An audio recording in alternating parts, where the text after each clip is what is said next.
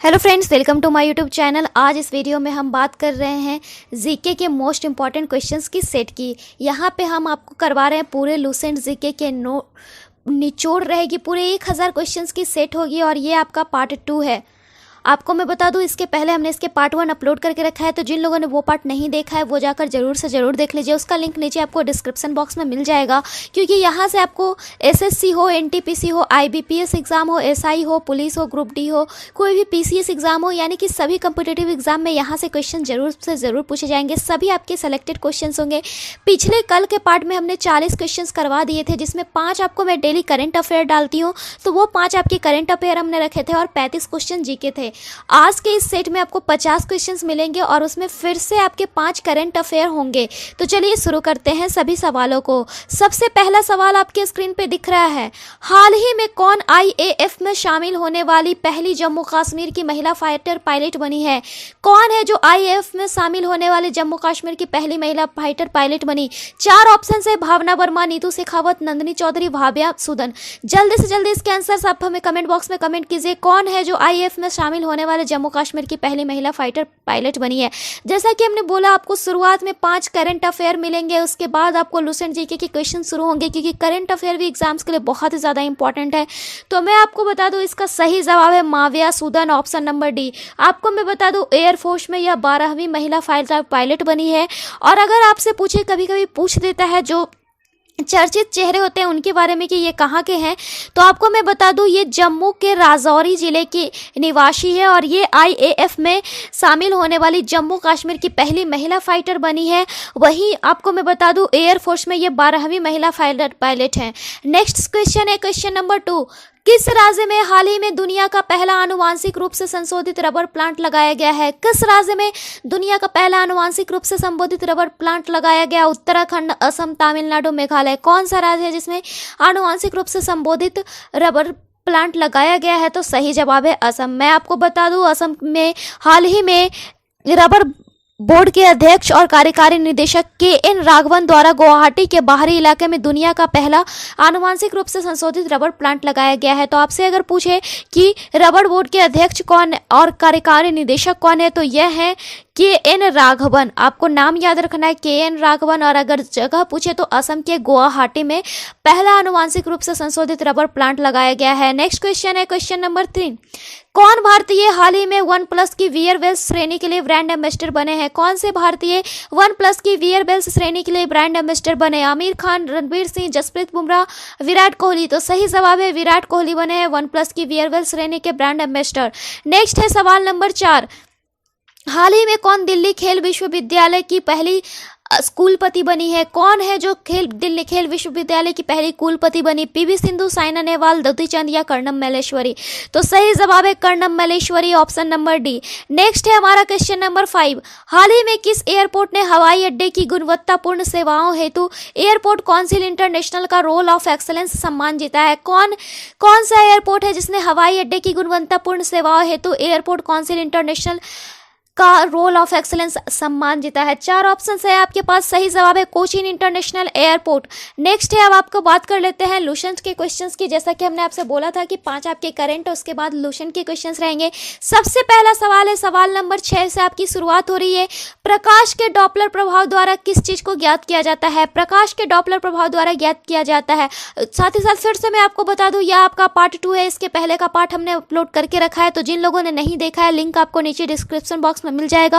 आप वहां पे जाकर इसके पार्ट 1 जरूर देख लीजिए, क्योंकि आपके लिए सभी क्वेश्चंस एग्जाम के लिए बहुत ही ज्यादा महत्वपूर्ण होने वाली है। प्रकाश के डॉपलर प्रभाव द्वारा किस चीज को ज्ञात करते हैं? पृथ्वी की घूर्णन गति, भूकंप की तीव्रता, उपग्रहों की परिक्रमण गति या तारों एवं गैलेक्सियों की गति।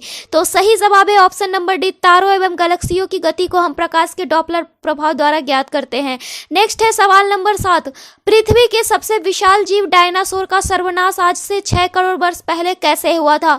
आप सभी को पता है डायनासोर का सर्वनाश हो गया है और यह पृथ्वी का सबसे विशाल जीव था। 6 करोड़ वर्ष पहले इसका सर्वनाश हो गया। तो यह कैसे हुआ? खगोलीय दुर्घटना के द्वारा, भयंकर महामारी से, समुद्री जल स्तर बढ़ने से या अन्य जीवों से संघर्ष में। तो सही जवाब है खगोलीय दुर्घटना के द्वारा। डायनासोर का सर्वनाश हुआ खगोलीय दुर्घटना के द्वारा। नेक्स्ट है सवाल नंबर 8। खगोल विज्ञान का जन्मदाता किसे माना जाता है? खगोल विज्ञान का जन्मदाता किसे माना जाता है? भारत, चीन, बेबीलोन, मेसोपोटामिया या फ्रांस? खगोल विज्ञान का जन्मदाता हम किसे मानते हैं? तो सही जवाब है भारत को, ऑप्शन नंबर ए। नेक्स्ट है सवाल नंबर 9। आकाशगंगा मंदाकिनी सबसे पहले कब देखी गई थी? सबसे पहले किसने देखी थी आकाशगंगा मंदाकिनी को? गैलीलियो ने, मार्टिन श्मिट ने, मार्कोनी ने या न्यूटन ने? सबसे पहले किसने देखी थी आकाशगंगा मंदाकिनी? तो सही जवाब है गैलीलियो ने, ऑप्शन नंबर ए। नेक्स्ट है सवाल नंबर 10। किसने प्रतिपादित किया कि तारे जन्म लेते हैं, बड़े होते हैं और मृत प्राय होते हैं? किसने यह बात कहा था कि तारे जो हैं जन्म लेते हैं, बड़े होते हैं और उसके बाद मृत प्राय हो जाते हैं? गैलीलियो ने, जे.बी. नार्लिकर ने, हब्बल ने या एस चंद्रशेखर ने? तो सही जवाब है एस चंद्रशेखर ने यह कहा था कि तारे जन्म लेते हैं, बड़े होते हैं और मृत प्राय होते हैं। नेक्स्ट है सवाल नंबर 11। कितने ताप पर प्रकाश का रंग नारंगी होता है? कितने ताप पर प्रकाश का रंग नारंगी होता है? 4000 degree Celsius, 1500 degree Celsius, 2000 degree Celsius या 2500 डिग्री सेल्सियस? कितने ताप पर प्रकाश का रंग नारंगी होता है? तो सही जवाब है 4000 degree Celsius, option number A. Next है सवाल नंबर 12। सभी ग्रह सूर्य के चारों ओर किन कक्षाओं में भ्रमण करते हैं? सभी ग्रह सूर्य के चारों ओर किन कक्षाओं में परिभ्रमण करते हैं?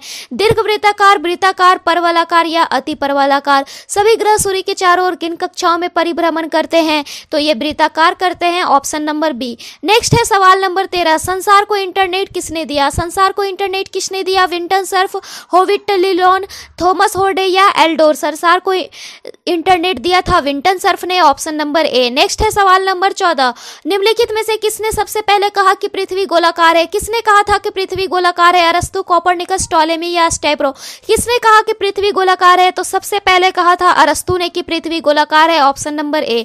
नेक्स्ट है सवाल नंबर 15। शुक्र ग्रह का अन्वेषण करने के लिए सबसे पहले रोबोट अंतरिक्ष यान का नाम क्या था?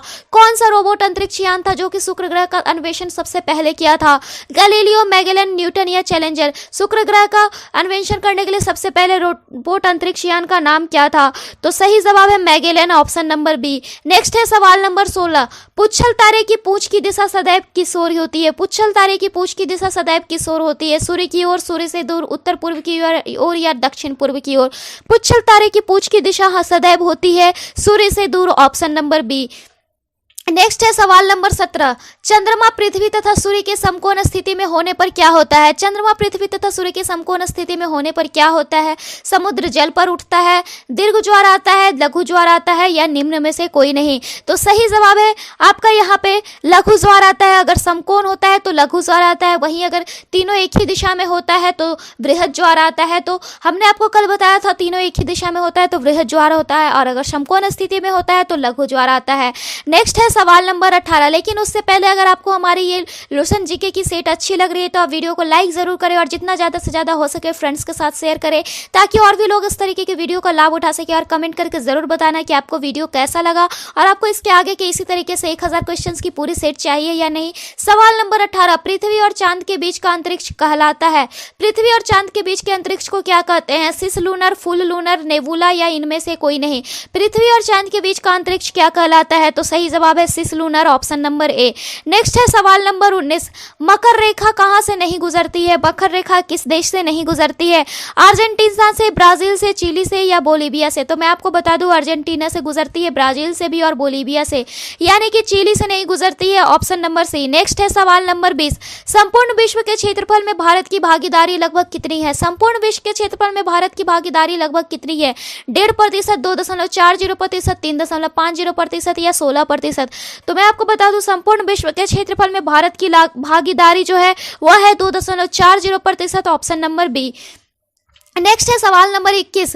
गोंडवाना क्रम की चट्टानें कहाँ पाई जाती है? गोंडवाना क्रम की चट्टानें कहाँ पाई जाती है? नर्मदा घाटी में, दामोदर घाटी में, सोन घाटी में, संपूर्ण दक्षिणी भारत में? गोंडवाना क्रम की चट्टानें कहाँ पाई जाती है? तो दामोदर घाटी में, ऑप्शन नंबर बी। नेक्स्ट है सवाल नंबर 22। हिमालय की निम्नलिखित में से कौन सी श्रेणी सबसे ज्यादा चौड़ी है? हिमालय की कौन सी श्रेणी सर्वाधिक चौड़ी है? लघु हिमालय श्रेणी, उप हिमालय श्रेणी, महान हिमालय श्रेणी या ट्रांस हिमालय श्रेणी? हिमालय की कौन सी श्रेणी सर्वाधिक चौड़ी है? तो सही सही जवाब है आपका लघु हिमालय श्रेणी, ऑप्शन नंबर ए। नेक्स्ट है सवाल नंबर 23, रुद्रप्रयाग निम्नलिखित में से किन नदियों के संगम पर स्थित है? रुद्रप्रयाग किन नदियों के संगम पर स्थित है? अलकनंदा भागीरथी, अलकनंदा मंदाकिनी, भागीरथी भिलंगना या फिर भागीरथी मंदाकिनी? रुद्रप्रयाग किन नदियों के संगम पर स्थित है? तो सही जवाब है Alaknanda Mandakini, option number B. Next है सवाल नंबर 24, भारत के निम्नलिखित में से कौन सी नदी डेल्टा नहीं बनाती है? कौन सी नदी जो है वो डेल्टा नहीं बनाएगी? गंगा, गोदावरी, ताप्ती, महानदी? तो आपको मैं बता दूं, गंगा नदी डेल्टा बनाती है, गोदावरी भी बनाती है और महानदी भी बनाती है, यानी ताप्ती नदी नहीं बनाती है, ऑप्शन नंबर सी।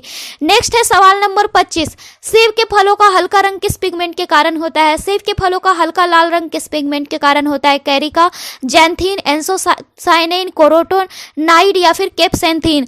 सेब का हल्का लाल रंग किस के कारण होता है? तो सही जवाब है anthocyanin, option number B. Next है सवाल नंबर 26, अमरूद का कौन सा भाग खाया जाता है? मध्य फल भित्ति, पेरिकार्प एवं प्लेसेंटा, पेरिकार्प एवं थैलेमस या फ्लेशी रिसोटेक्ल? अमरूद का कौन सा भाग खाया जाता है? तो सही जवाब है आपका पेरिकार्प एवं थैलेमेकस, ऑप्शन नंबर यहाँ पे आपका हो गया सी। नेक्स्ट है सवाल नंबर 27, प्रोकैरियोटिक तथा यूकैरियोटिक में मुख्य अंतर क्या है?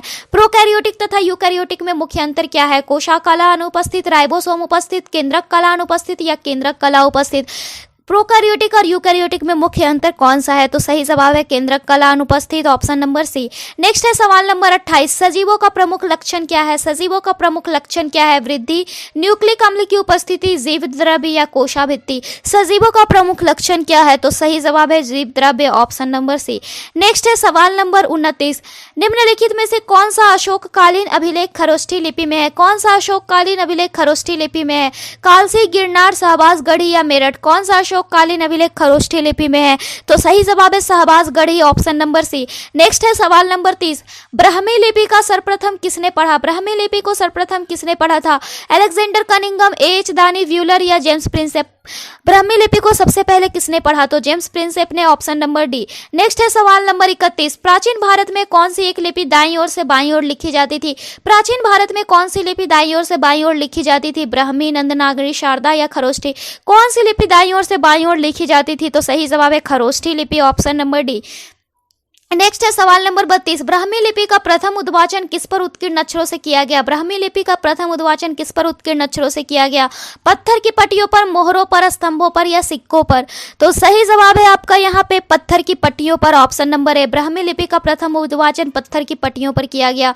नेक्स्ट है सवाल नंबर 33, अशोक के शासनकाल में बौद्ध सभा किस नगर में आयोजित की गई थी? अशोक के शासनकाल में बौद्ध सभा किस नगर में आयोजित की गई?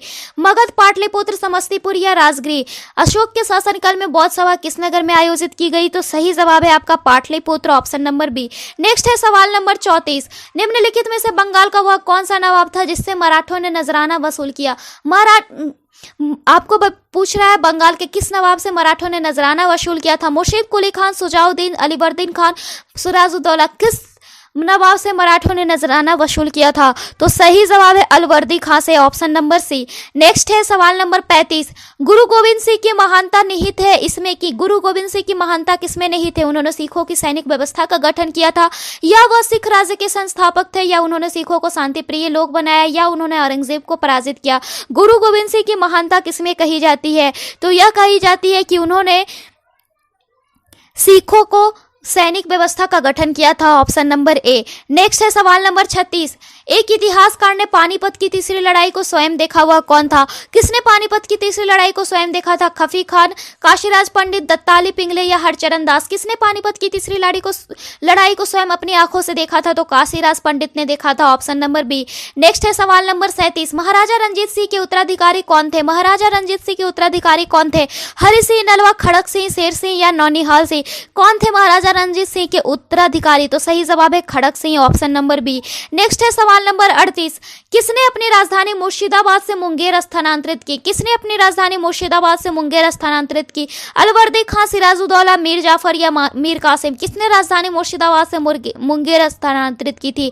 तो सही जवाब है Mir Qasim, option number D. Next है सवाल नंबर 39, बक्सर के युद्ध के समय दिल्ली का शासक कौन था? बक्सर के युद्ध के समय दिल्ली का शासक कौन था? औरंगजेब, शाह आलम प्रथम, बहादुर शाह जफर या शाह आलम द्वितीय? बक्सर के युद्ध के समय दिल्ली का शासक कौन था? तो सही जवाब जवाब है आपका option number D, Shah Alam द्वितीय। नेक्स्ट है सवाल नंबर 40, पानीपत का तीसरा युद्ध कब लड़ा गया? पानीपत का तीसरा युद्ध कब लड़ा गया? 14 जनवरी 1760, 5 जनवरी 1761, 14 जनवरी 1761 या 5 नवंबर 1556? तो सही जवाब है आपका यहाँ पे 14 जनवरी 1761, ऑप्शन नंबर सी। तो इनमें से आपको पानीपत के युद्ध के बारे में क्या क्या चीज पता है, कौन इसमें जीता, कब यह युद्ध हुआ, किसके किसके बीच में हुआ, इसकी पूरी जानकारी आपको हमें कमेंट बॉक्स में कमेंट करना है और जो इसमें सबसे अच्छा कमेंट करेंगे उनका नाम मैं अगले वीडियो में लूंगी। नेक्स्ट है सवाल नंबर 41, औरंगजेब की मृत्यु के समय मराठा नेतृत्व किसके हाथों में था? औरंगजेब की मृत्यु के समय मराठा नेतृत्व किसके हाथों में था? संभाजी, राजाराम, जीजाबाई, ताराबाई। औरंगजेब की मृत्यु के समय मराठा नेतृत्व किसके हाथों में था?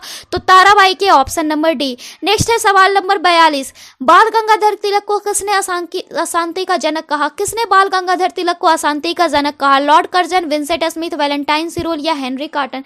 किसने बाल गंगाधर तिलक को अशांति का जनक कहा? तो सही जवाब है Valentine Chirol, option number C. सवाल नंबर 43, 1908 में बाल गंगाधर तिलक को जेल हुई। कितने वर्ष की जेल हुई थी बाल गंगाधर तिलक को 1908 में? 5 वर्ष, 6 वर्ष, 7 वर्ष या 8 वर्ष?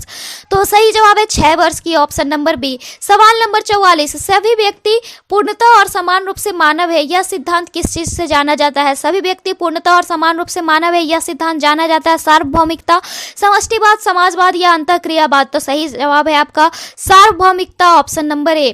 सवाल नंबर 45, शून्यकाल संसदीय व्यवस्था किस देश की देन है?